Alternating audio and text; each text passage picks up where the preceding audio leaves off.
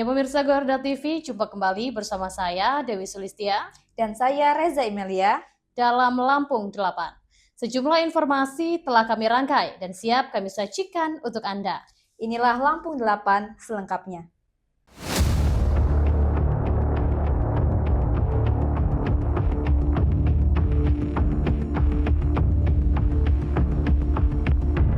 Tika Febriati, seorang mahasiswa Universitas Bandar Lampung, melaporkan tindakan tidak menyenangkan yang dilakukan oleh anggota DPRD Provinsi Lampung, Andi Robi dari fraksi PDI Perjuangan. Pengambil alihan proyek dilakukan setelah kondisi pelajar yang harus menyeberang sungai demi menuju sekolah di wilayah tersebut mendapat perhatian khusus dari Presiden Prabowo Subianto. Polda Lampung sita narkoba senilai 1,8 miliar dari pengedar di Pesawaran.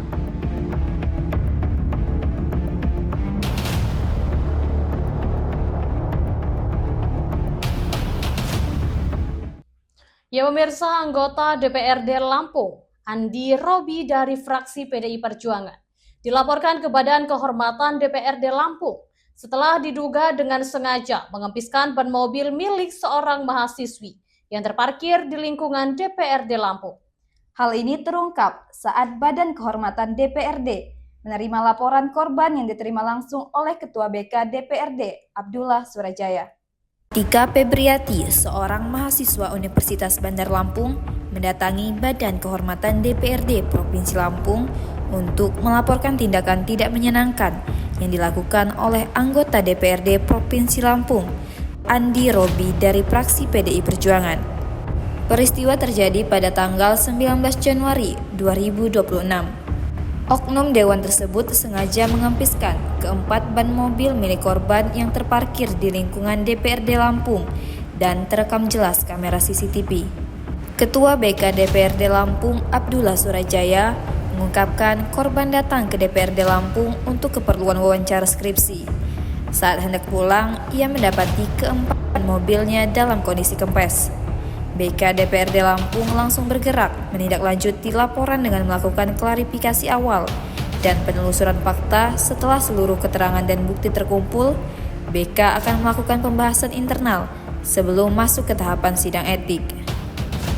Hari ini, seperti saya sampaikan tadi, kita sudah klarifikasi laporannya, sudah kita buatkan berita acara pemeriksaan, sudah kita panggil juga saksi. Tadi Pol Vivi kita panggil, minta keterangan untuk melengkapi keterangan-keterangan yang dimaksud untuk. Nanti kita akan simpulkan, akan dikoordinasikan juga pada pimpinan, pimpinan DPR. Setelah itu nanti mekanisme di dalam melakukan sidang ini akan kita laksanakan. Terkait motif, Abdullah menyebut berdasarkan keterangan korban, Andi Robi mengakui perbuatannya dan berdalih panik karena terburu-buru. Meski demikian, Badan Kehormatan menegaskan alasan tersebut tidak serta-merta menghapus dugaan pelanggaran etik. Dari Bandar Lampung, Tim Liputan Garuda TV, Elta Metia melaporkan. Ya pemirsa, Andi Robi, anggota DPRD Provinsi Lampung dari fraksi PDI Perjuangan yang dilaporkan ke Badan Kehormatan DPRD Provinsi Lampung angkat bicara terkait laporan mahasiswi dari Universitas Bandar Lampung terhadap tindakan tidak menyenangkan yang dilakukan seorang wakil rakyat. Saat dihubungi redaksi Garuda TV, Andi mengaku kasus tersebut sudah selesai secara kekeluargaan. Politisi PDI Perjuangan ini bahkan mengaku dirinya sebagai wakil rakyat juga memiliki hak parkir yang layak. Usai dilaporkan ke Badan Kehormatan DPRD Provinsi Lampung, Andi Robi angkat bicara melalui sambungan telepon oleh redaksi Garuda TV. Anggota Komisi 3 asal fraksi PDI Perjuangan ini mengaku bahwa persoalan telah selesai secara kekeluargaan. Dirinya meminta kepada media agar tidak membesar-besarkan persoalan ini. Dalam percakapan dengan redaksi Garuda TV, Andi mengaku peristiwa yang terjadi tanggal 19 Januari lalu berawal dari parkir kendaraan di lingkup perkantoran pemerintah Provinsi Lampung. Saat itu kendaraannya terhalang oleh kendaraan lain sehingga tidak bisa keluar secara spontanitas. Dirinya langsung turun dari mobil dan langsung mengempiskan 4 roda kendaraan yang menghalangi tersebut. Andi mengaku tindakan yang diambil menyalahi aturan, namun dirinya juga bermaksud memberikan semacam shock terapi kepada masyarakat yang asal memarkirkan kendaraannya. Bahkan dirinya mengatakan sebagai wakil rakyat mempunyai hak imun dan hak parkir. Peristiwa ini juga sebagai pembelajaran untuk Sekretariat DPRD Lampung menyiapkan lahan parkir yang memadai untuk kendaraan wakil rakyat. Selama ini parkir kendaraan basement gedung DPRD sudah disesaki oleh mobil pegawai atau staf DPRD. Dari Bandar Lampung, Tim Liputan Garuda TV, Elta Metia melaporkan. Ya, pemirsa, akses jalan di Desa Kalipasir hingga Tanjung Tirto, Kecamatan Waibungur, Kabupaten Lampung Timur menjadi sorotan publik. Usai viral di media sosial, kondisi memprihatinkan itu memperlihatkan warga dan pelajar harus menyeberangi Sungai Batanghari menggunakan rakit kayu. Ya, video yang pertama kali diunggah oleh akun TikTok @presiden_angler_liar memperlihatkan aktivitas harian masyarakat menyeberangi sungai sambil mengangkut sepeda motor. Rakit kayu tersebut disebut hanya mampu menampung sekitar 20 motor sekali jalan. Akses jalan di Desa Kalipasir hingga Tanjung Tirto, Kecamatan Waibungur, Kabupaten Lampung Timur menjadi sorotan publik usai viral di media sosial. Kondisi memprihatinkan itu memperlihatkan warga dan pelajar harus menyeberangi Sungai Batanghari menggunakan rakit kayu. Setiap pagi puluhan siswa tampak mengantri untuk menyeberang secara bergantian demi bisa berangkat ke sekolah. Dalam video rekaman berulang kali mengingatkan agar muatan ditata, rapi dan tidak melebihi kapasitas karena dinilai sangat beresiko. Ia juga menyoroti minimnya standar keselamatan pada rakit yang digunakan, mulai dari kondisi perahu yang rapuh hingga ketiadaan alat pengaman. Jarak penyeberangan sungai tersebut diperkirakan mencapai 700 meter. Menanggapi hal ini, Bupati Lampung Timur Ella Siti Nuryama menyatakan pihaknya telah beberapa kali meninjau lokasi dan terus mengupayakan solusi. Menurutnya, pembangunan jembatan permanen sepanjang sekitar 100 meter terkendala keterbatasan anggaran daerah. Ella menyebut kebutuhan anggaran pembangunan jembatan permanen mencapai hingga 80 miliar rupiah. Sementara kemampuan APBD Lampung Timur hanya sekitar 19 miliar rupiah. Sebagai langkah sementara, Pemkab merencanakan pembangunan jembatan Merah Putih pada triwulan pertama 2026 sambil menunggu dukungan dari pemerintah pusat. Sementara Kepala Dinas BMBK Provinsi Lampung M. Taufikullah mengatakan bahwa Gubernur Lampung Rahmat Mirzani Jausal langsung merespon dengan meminta kepada Kodam 21 Raden Intan membangun jembatan Merah Putih sebagai jembatan sementara. Gubernur juga langsung berkoordinasi ke pusat agar pembangunan dapat segera direalisasikan. Dari Bandar Lampung, Tim Liputan Garuda TV, Elta Metia melaporkan. Ya, berita selanjutnya, Presiden Prabowo prihatin mendengar warga dan pelajar di Lampung Timur setiap hari harus bertaruh nyawa menyeberangi sungai untuk bisa bersekolah dan beraktivitas harian. Presiden memerintahkan agar jembatan penghubung Desa Kalipasir dan Desa Tanjung Tirto segera dibangun menggunakan uang dari APBN. Menyusul tak mampunya Pemkab Lampung Timur, jembatan tersebut sedikitnya membutuhkan 800 miliar rupiah. Sementara Pemkab Lampung Timur hanya mampu menganggarkan di angka 18 miliar rupiah. Pemerintah pusat resmi mengambil alih pembangunan jembatan penghubung Desa Kalipasir dan Desa Tanjung Tirto, Kecamatan Waibungur, Kabupaten Lampung Timur. Jembatan yang direncanakan memiliki panjang sekitar 100 meter ini. Pengambil alihan proyek dilakukan setelah kondisi pelajar yang harus menyeberang sungai demi menuju sekolah di wilayah tersebut mendapat perhatian khusus dari Presiden Prabowo Subianto. Selama bertahun-tahun, warga termasuk anak-anak sekolah terpaksa menghadapi resiko keselamatan akibat belum tersedianya akses jembatan yang layak. Pelaksana tugas Kepala Dinas Pekerjaan Umum Kabupaten Lampung Timur, Primadiarta Ramadeni, mengatakan pemerintah pusat akan melanjutkan pembangunan jembatan yang sebelumnya mangkrak. Meski demikian, masyarakat diminta untuk bersabar karena saat ini proses pembangunan masih berada pada tahap pendataan dan perencanaan secara komprehensif. Jadi alhamdulillah dari usulan yang kita masukkan dari Pemkab Lampung Timur itu sudah hampir terrealisasi. Artinya ada perhatian dari pihak Kodam, dari provinsi juga sudah ada, kemudian dari pihak balai juga sudah ada. Jadi ini kita sambil menunggu, Pemkab Lampung Timur akan memberikan data-data dan backup yang dibutuhkan agar bisa terwujud jembatan gantung untuk sementara ini seperti itu. Kemudian untuk kelanjutan pembangunan jembatan kita kemarin juga sudah koordinasi dengan pihak provinsi, sudah audiensi dengan pihak balai juga. Sampai dengan Dirjen Bina Marga kita sudah mendapatkan feedback apa yang dibutuhkan agar pembangunan ini bisa dilanjutkan kembali. Mungkin seperti itu teman-teman semua sekalian media. Pemerintah tengah memetakan kebutuhan material dan teknis konstruksi yang berkelanjutan agar jembatan dapat dibangun sesuai kondisi alam setempat. Sebagai langkah sementara, pemerintah Kabupaten Lampung Timur bersama pemerintah Provinsi Lampung berencana membangun jembatan gantung sementara. Fasilitas ini diharapkan dapat membantu mobilitas warga dan pelajar selama pembangunan jembatan utama berlangsung. Diketahui proyek jembatan Waibungur telah mangkrak sejak tahun 2022. Dalam perkara pembangunan sebelumnya, 1 orang telah ditetapkan sebagai tersangka dalam kasus dugaan korupsi yang menyebabkan proyek tersebut terhenti. Dari Bandar Lampung, Tim Liputan Garuda TV melaporkan. Beragam peristiwa penting terjadi setiap saat. Seiring penguatan indeks harga saham gabungan yang dibuka naik pada perdagangan awal tahun. Laporan terkini, informasi terbaru, dan fakta yang terverifikasi. Rehabilitasi dan rekonstruksi pasca bencana di Aceh, Sumatera Utara, dan Sumatera Barat. Disajikan cepat, tajam, dan mendalam. Dalam Laporan 8 setiap hari. Hanya di Garuda TV.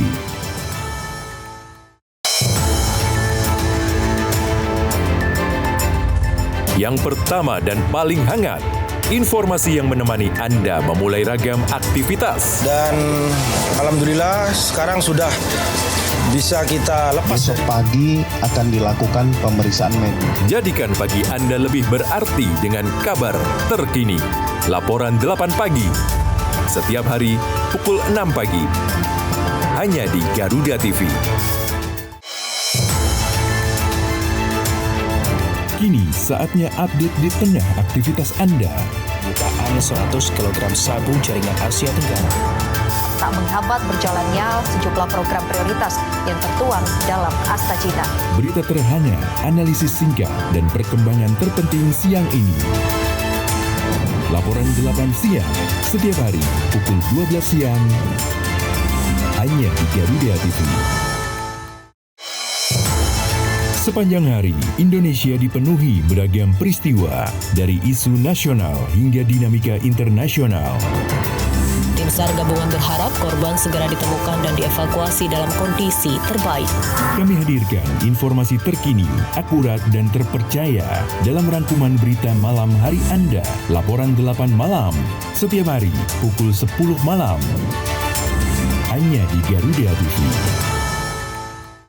Ya pemirsa, Direktorat Reserse Narkoba Polda Lampung kembali memutus mata rantai peredaran narkoba.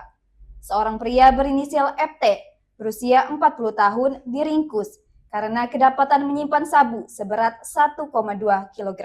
Ya, penangkapan FT warga desa Haji Mena, Kecamatan Natar, Lampung Selatan ini terjadi pada Jumat 30 Januari 2026 siang. FT dijegat oleh tim Opsnal Subdit 3 di Jalan Negara Saka, Gedung Tataan, Negeri Ulangan Jaya, Kecamatan Negeri Katon, Pesawara. Direktur Reserse Narkoba Polda Lampung Kombes Pol Dwi Handodo Prastono SIK menjelaskan pengungkapan kasus ini bermula dari laporan masyarakat yang merasa resah dengan aktivitas mencurigakan di lokasi tersebut. Menanggapi laporan itu, tim lapangan langsung melakukan penyelidikan intensif.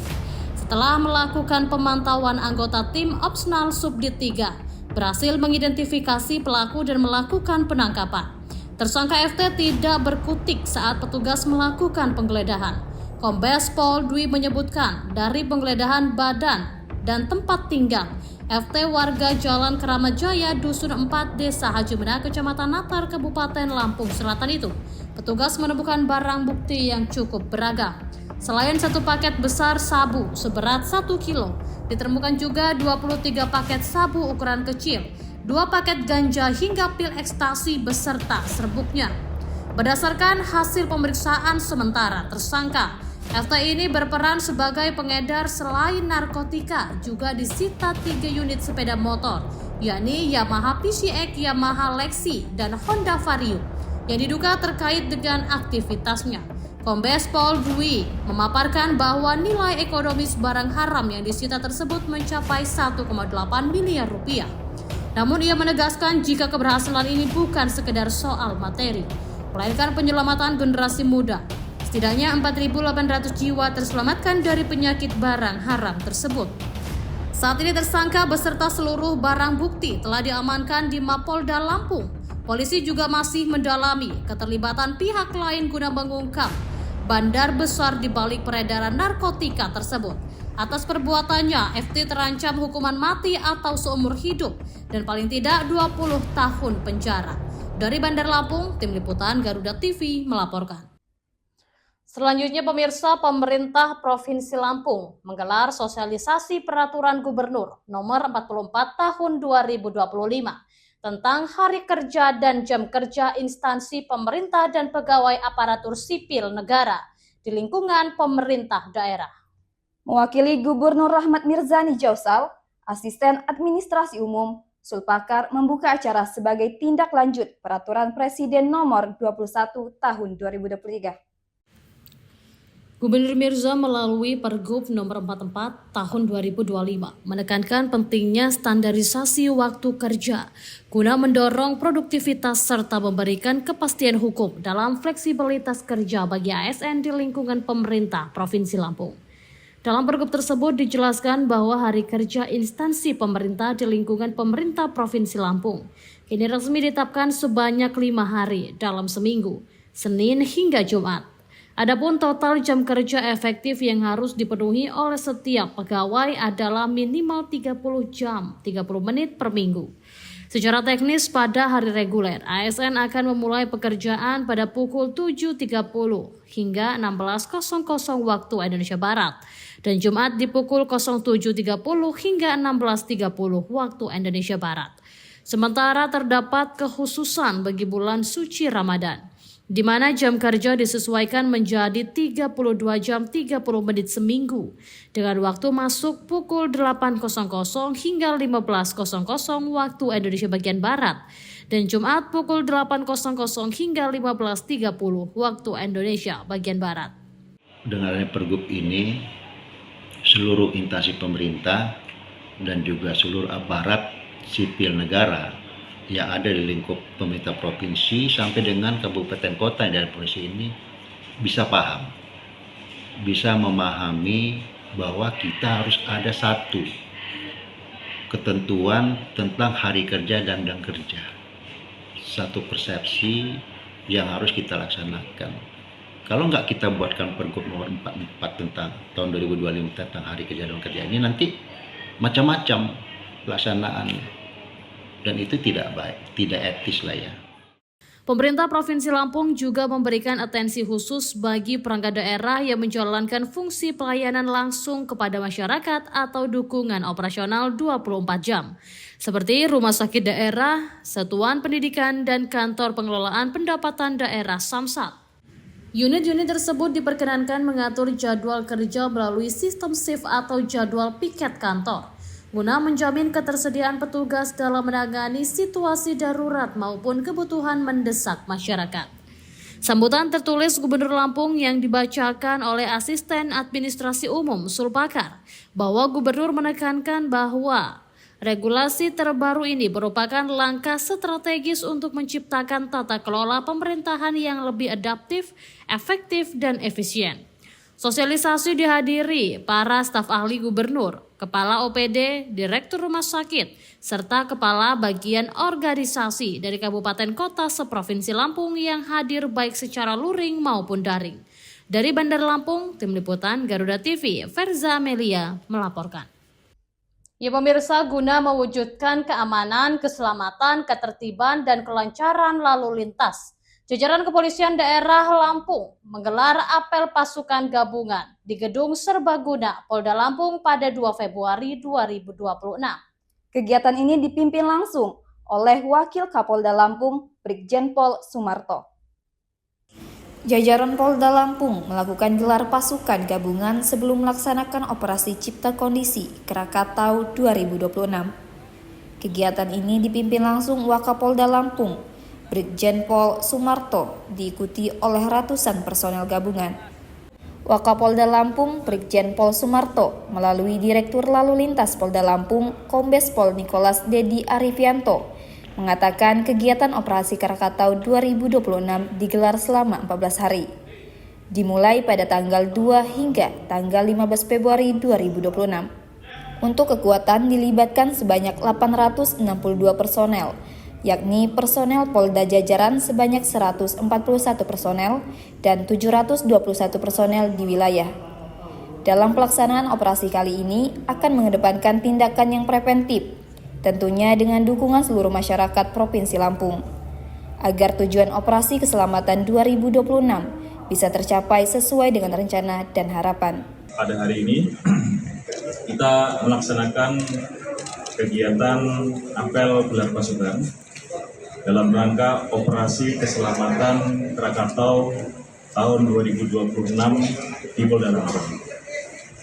Sebagaimana kita ketahui bahwa operasi keselamatan Krakatau 2026 adalah operasi Cipta Kondisi menuju ke operasi Ketupat Krakatau 2026. Dalam kegiatan operasi ini akan dilaksanakan selama 14 hari dari tanggal 2 sampai dengan tanggal 15 Februari 2026. Kegiatan ini juga sudah disosialisasikan kepada masyarakat, juga mendatangi sekolah-sekolah untuk memberikan pemahaman mengenai tertib berlalu lintas dan bagaimana mode transportasi yang berkeselamatan. Giat ini akan dilaksanakan bersama stakeholder terkait. Dari Bandar Lampung, Garuda TV, Hermawan Kanujaya melaporkan. Di tengah perubahan dan dinamika bangsa, ada isu yang memerlukan sebuah solusi. Menyinggung soal SARA seandainya tidak hati-hati. Semua tata kelola penyelenggaraan ya itu harus bersih. Bersama narasumber terpercaya, mengulas topik terkini untuk negeri. Indonesia Kita, Senin sampai Jumat pukul 7 malam. Hanya di Garuda TV.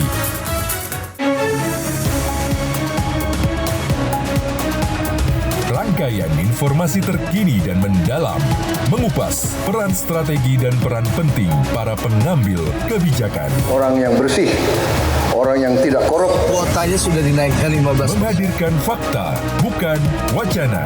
Kalau LPMK pun saya tangan. Dalam Kabinet Merah Putih, Senin sampai Jumat pukul 5 sore. Hanya di Garuda TV. Pertanian Andi Amran Sulaiman menyebut, ekonomi terus bergerak cepat dan setiap perubahan membawa dampak besar. Beragam aktivitas dihadirkan. Kami hadir dengan update terkini seputar keuangan, perdagangan, investasi, hingga sektor strategis lainnya. Tahun depan, swasembada white sugar. Jangan lewatkan Ekonomi 8 pukul 10 pagi. hanya di Garuda TV. Selanjutnya pemirsa, pemerintah Provinsi Lampung meluncurkan program kalender event daerah atau Kaldera untuk tahun 2026 sebanyak 72 agenda besar siap memeriahkan sektor pariwisata dari Januari hingga Desember mendatang. Inisiatif ini mencakup sektor kebudayaan, ekonomi kreatif, olahraga, hingga edukasi di berbagai wilayah kabupaten. Hal ini disampaikan PLT Kepala Dinas Pariwisata Lampung, Tony Ferdiansyah. Dalam rangka mendongkrak kunjungan wisatawan ke Provinsi Lampung, pemerintah melalui Dinas Pariwisata dan Ekonomi Kreatif Provinsi Lampung telah menyiapkan program kalender event daerah tahun 2026 ini. Sebanyak 72 agenda besar siap memeriahkan sektor pariwisata dari Januari hingga Desember 2026. Hal ini diungkap langsung oleh PLT Kepala Dinas Pariwisata dan Ekonomi Kreatif Provinsi Lampung, Tony Ferdiansyah. Menurutnya, pemerintah merancang puluhan kegiatan tersebut sebagai motor penggerak ekonomi masyarakat secara berkelanjutan. Selain itu, sebaran acara ini bertujuan memperkuat identitas Lampung sebagai destinasi unggulan di Pulau Sumatera. Target kunjungan wisatawan secara nasional diperkirakan menembus angka 25 juta orang pada tahun ini. Selanjutnya, Tony memaparkan bahwa Kaldera 2026 bukan hanya milik pemerintah Provinsi semata. Program ini juga merangkum berbagai inisiatif dari pemerintah kabupaten, komunitas, serta pelaku industri swasta. Pihak dinas telah berkoordinasi secara intensif guna menghimpun seluruh usulan agenda sejak beberapa bulan lalu. Meskipun begitu, tim kurator tidak memasukkan semua usulan kegiatan secara otomatis dalam kalender daerah. Pemerintah menetapkan syarat ketat bagi siapa penyelenggara utama, terutama mengenai konsistensi jadwal pelaksanaan acara. Dari Bandar Lampung, Tim Liputan Garuda TV melaporkan. Ya pemirsa, pemerintah Provinsi Lampung menegaskan komitmennya untuk melindungi hak pendidikan ratusan siswa sekolah Siger di tengah proses verifikasi legalitas dan kesiapan sekolah tersebut. Pemerintah berhati-hati dalam mengambil keputusan karena menyangkut masa depan lebih dari 100 peserta didik. Dinas Pendidikan dan Kebudayaan Provinsi Lampung memastikan hasil verifikasi faktual diumumkan pada pekan ini. Kepala Disdikbud Lampung, Thomas Ameriko, mengatakan seluruh tahapan verifikasi telah dilaksanakan di lapangan dan kini memasuki fase akhir penyesuaian hasil. Pemerintah berhati-hati dalam mengambil keputusan karena menyangkut masa depan lebih dari 100 peserta didik. Verifikasi mencakup aspek mendasar penyelenggaraan sekolah, mulai dari kelengkapan izin administrasi, kejelasan status guru hingga kondisi dan data peserta didik. Seluruh temuan tersebut akan menjadi dasar rekomendasi pemerintah terhadap Yayasan Siger. Menurut Thomas, fokus utama Pemprov Lampung bukan pada persoalan administratif semata, melainkan memastikan tidak ada siswa yang dirugikan akibat persoalan kelembagaan sekolah. Karena itu, sejumlah opsi tengah disiapkan untuk menjamin keberlanjutan pendidikan para siswa. Selama proses verifikasi berlangsung, Disdikbud Lampung memastikan kegiatan belajar mengajar tetap berjalan tanpa gangguan. Untuk sementara, siswa sekolah Siger mengikuti pembelajaran dengan memanfaatkan fasilitas SMP Negeri 38 dan SMP Negeri 44 Bandar Lampung. Sorotan tajam datang dari DPRD Kota Bandar Lampung. Ketua Komisi 4 DPRD Bandar Lampung, Asroni Paswah, menilai pendirian sekolah Siger dilakukan tanpa kesiapan administrasi dan perencanaan yang matang. Ia menyebut DPRD telah berulang kali meminta klarifikasi kepada pihak yayasan, namun belum memperoleh penjelasan yang komprehensif. Dari Bandar Lampung, Tim Liputan Garuda TV melaporkan. Ya pemirsa, PT PLN sudah mengoperasikan puluhan mobil listrik sebagai kendaraan operasional PLN di wilayah Lampung. Hal ini sebagai komitmen PLN dalam mendukung transisi energi bersih dan upaya pengurangan emisi karbon. Langkah ini menjadi bagian dari strategi dalam mendukung target net zero emission, sekaligus mendorong penggunaan kendaraan ramah lingkungan di sektor transportasi. General Manager PLN UID Lampung, Rizky Muhammad, mengatakan bahwa penggunaan kendaraan listrik menjadi wujud nyata transformasi PLN menuju perusahaan energi yang lebih hijau, serta bentuk komitmen perusahaan dalam memberikan pelayanan terbaik kepada pelanggan. PLN tidak hanya berfokus pada penyediaan listrik yang andal, tetapi juga berkomitmen menghadirkan pelayanan yang ramah lingkungan. Ini merupakan bagian dari upaya PLN untuk terus melayani sepenuh hati sekaligus menjaga keberlanjutan lingkungan.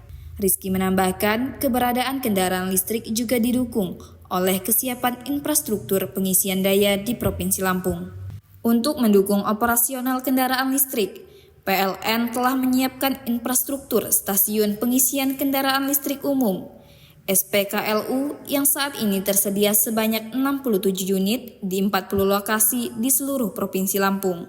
Menurut Rizky, dengan dukungan SPKLU, mobilitas kendaraan listrik semakin andal, mudah diakses, dan siap mendukung operasional PLN secara optimal. Puluhan mobil listrik operasional tersebut digunakan untuk mendukung berbagai aktivitas PLN mulai dari pelayanan pelanggan, pemeliharaan jaringan, hingga kegiatan operasional dan manajerial di seluruh unit kerja PLN di Lampung. Rizky berharap melalui inisiatif ini dapat menjadi contoh bagi instansi pemerintah, dunia usaha, dan masyarakat dalam mengadopsi kendaraan listrik sebagai bagian dari gaya hidup ramah lingkungan. Rizky memastikan ke depan PLN akan terus mendorong pemanfaatan energi bersih serta inovasi berkelanjutan sebagai bagian dari transformasi perusahaan dalam mewujudkan layanan kelistrikan yang andal dan berkelanjutan. Dari Bandar Lampung, Tim Liputan Garuda TV melaporkan. Meski hidup penuh keterbatasan, namun mereka tak pernah lelah berbagi kebaikan. Sebab setiap kebaikan pasti akan kembali dalam wujud kebaikan. Hanya seorang pemuda sederhana yang percaya bahwa bahagia tak perlulah mewah. Inilah orang baik, peduli sesama dari hati ke hati. Hanya di Garuda TV.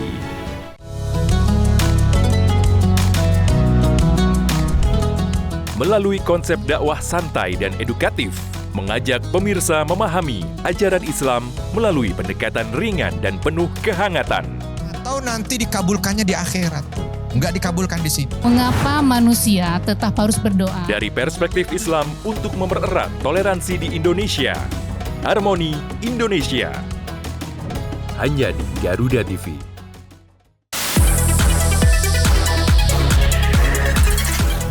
Dunia hiburan memang selalu penuh warna. Drama panggung yang tak terlupakan hingga cerita cinta yang menghebohkan. Rahasia di balik kesuksesan para selebriti. Adegan intens, suasana lokasi yang menegak. Kehebohan apa saja yang terjadi saat ini. Saksikan Gosip Panas Selebriti. Hanya di Garuda TV.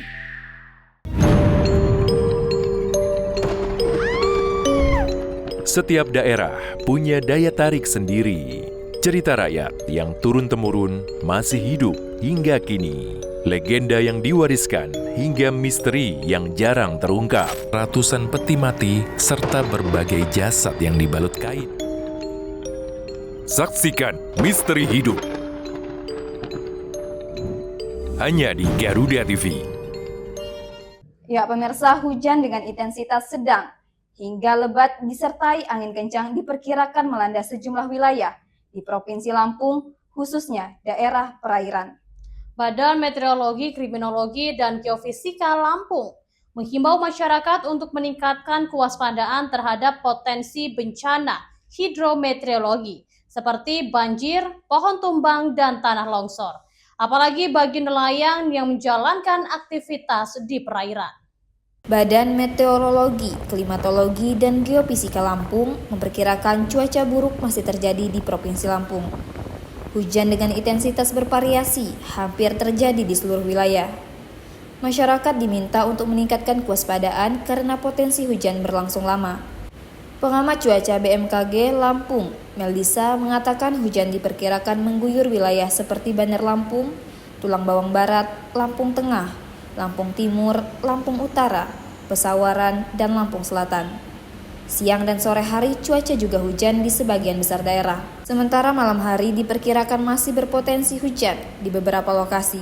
Oke, diperkirakan untuk di wilayah perairan Lampung mulai hari ini itu ada potensi hujan ringan hingga sedang. Bahkan ada potensi hujan lebat juga di beberapa wilayah, contohnya di Teluk Lampung bagian utara, perairan Teluk Lampung bagian selatan, perairan Timur Lampung, selatan, dan utara, seperti itu. Terus biasanya potensinya itu dimulai dari sore hingga malam hari, itu mulai potensi hujan, dan selama seminggu ke depan. Karena di sini ada fenomena belokan angin, jadi menyebabkan adanya cuaca buruk di perairan Lampung, seperti itu. BMKG juga memberikan peringatan dini bagi masyarakat untuk mewaspadai potensi cuaca ekstrim, seperti angin kencang, terutama di wilayah yang berpotensi hujan, sejalan dengan musim penghujan yang masih berlangsung di Provinsi Lampung. Dari Bandar Lampung, Tim Liputan Garuda TV melaporkan. Ya pemirsa, Forum Masyarakat Bandar Dewa Bersatu, warga Tiuh Bandar Dewa, mendatangi kantor pemerintah daerah dan DPRD Kabupaten Tulang Bawang Barat, menuntut pengembalian tanah lembaga sosial desa seluas 50 hektar yang diklaim sebagai aset sah Tiuh. Aksi damai tersebut berlangsung Senin 2 Februari 2026. Masa mendesak pemerintah daerah dan DPRD Tulang Bawang Barat segera mengambil langkah konkret, menyelesaikan sengketa tanah LSD yang dinilai telah berlarut-larut selama puluhan tahun. Aksi dipimpin Ketua PMBB Arwansyah, didampingi Sekretaris Aditya Pranata dan Koordinator Lapangan Joni Saputra. Aksi juga diikuti tokoh adat, tokoh masyarakat, serta pemuda Tiuh Bandar Dewa. Arwansyah menegaskan tanah seluas 50 hektar tersebut merupakan tanah LSD Tiuh Bandar Dewa yang kini dikenal sebagai lembaga pemberdayaan masyarakat Tiuh dengan dasar hukum dan legalitas yang kuat. Menurutnya, tanah yang dituntut adalah tanah LSD Tiuh Bandar Dewa. Dasar hukumnya Surat Keterangan Tanah LSD nomor 17/2/KP LSD-73. Tanah aset Tiuh dan pengelolaannya menjadi kewenangan pemerintah Tiuh serta LPMT. PMBB menuntut agar tanah LSD tersebut dikembalikan sepenuhnya kepada Tiuh Bandar Dewa sebagai aset Tiuh. PMBB meminta pemerintah Kabupaten Tulang Bawang Barat melalui Satgas Pertahanan yang telah menjalin kerjasama dengan Kejaksaan, Kepolisian, dan Badan Pertahanan Nasional segera menuntaskan sengketa tersebut. Saat ini tanah LSD tersebut diduga dikuasai secara pribadi oleh warga dari 3 Tiuh, yakni Chandra Kencana, Mulia Jaya, dan Mulia Kencana. PMBB menjelaskan sejak awal tanah LSD Tiuh Bandar Dewa diperuntukkan bagi kepentingan sosial desa dan perluasan wilayah Tiuh. Pada 1975 dan 1976, Bupati Lampung Utara melalui sejumlah surat resmi menegaskan bahwa tanah LSD tidak boleh dipindah tangankan dan memerintahkan pengembalian tanah kepada pengurus LSD Tiuh Bandar Dewa. Musyawarah lintas instansi pada 24 Juli 1976 juga menyepakati pemindahan warga transmigrasi dari lokasi tanah LSD. Pemerintah Kabupaten Tulang Bawang Barat bersama DPRD Tulang Bawang Barat menyepakati langkah konkret untuk menindaklanjuti tuntutan masyarakat Tiuh Bandar Dewa. Kesepakatan terungkap dari audiensi dan rapat dengar pendapat RDP antara PMBB dengan jajaran pemerintah kabupaten dan DPRD Tulang Bawang Barat serta Badan Pertahanan Nasional. Dari Tulang Bawang Barat, Tim Liputan Garuda TV melaporkan. Ya pemirsa, banjir melanda Kabupaten Lampung Utara pada Senin 2 Februari 2026 dan berdampak pada 300 rumah warga. Bencana ini mencakup 2 kecamatan, yaitu Kota Bumi dan Kota Bumi Selatan. Banjir paling parah terjadi di Rawakarya, Kelurahan Kota Alam, Kecamatan Kota Bumi Selatan. Di wilayah ini ketinggian air hingga mencapai 2 meter. Kepala Badan Penanggulangan Bencana Daerah BPBD Lampung Utara, Erwin Syaputra, menyatakan bahwa debit air mulai meningkat sejak Senin 2 Februari 2026. Warga bersama aparat langsung bersiaga dan melakukan evakuasi untuk menyelamatkan barang-barang berharga milik korban. Sedikitnya 300 rumah warga dan 2 unit sekolah terendam. Erwin Syah menjelaskan bahwa luapan air berasal dari 2 sungai, Wai Sesah dan Wai Abung. Ia menegaskan bahwa petugas terus melakukan pemantauan di lapangan dan tetap bersiaga menghadapi perkembangan situasi. Selain faktor curah hujan tinggi, Erwin Syah menilai kebiasaan masyarakat membuang sampah sembarangan turut memperparah kondisi banjir. Ia menyebut tumpukan sampah terlihat di sejumlah titik, seperti kawasan Masjid Agung, Kalipasar, dan wilayah Kota Bumi. Erwin Syah berharap seluruh pihak menjadikan persoalan sampah sebagai perhatian bersama. Erwin Syah menghimbau warga yang mengungsi ke rumah kerabat agar terus memantau kondisi. Ia meminta warga tidak kembali ke rumah selama hujan masih berlangsung. Yudi, salah satu seorang warga Rawakarya, mengatakan ketinggian air meningkat dengan cepat. Akibatnya, ia tidak sempat menyelamatkan barang-barang miliknya. Sementara itu, warga terdampak banjir di Kelurahan Tanjung Harapan mengharapkan bantuan pemerintah, terutama berupa makanan siap saji. Ketua RT 2 LK4 Kelurahan Tanjung Harapan, Januari, menyampaikan bahwa warga kesulitan memenuhi kebutuhan makan karena dapur rumah mereka terendam banjir. Di Kelurahan Tanjung Harapan, banjir berdampak pada sedikitnya 20 rumah. Warga setempat masih menunggu penurunan debit air. Dari Lampung Utara, Tim Liputan Garuda TV melaporkan. Ya demikian pemirsa, informasi tadi sekaligus mengakhiri perjumpaan kita pada hari ini. Tetap saksikan Lampung 8 dimanapun Anda berada. Saya Dewi Sulistia. Saya Reza Imelia beserta kru dan jajaran yang bertugas pamit undur diri dan sampai jumpa.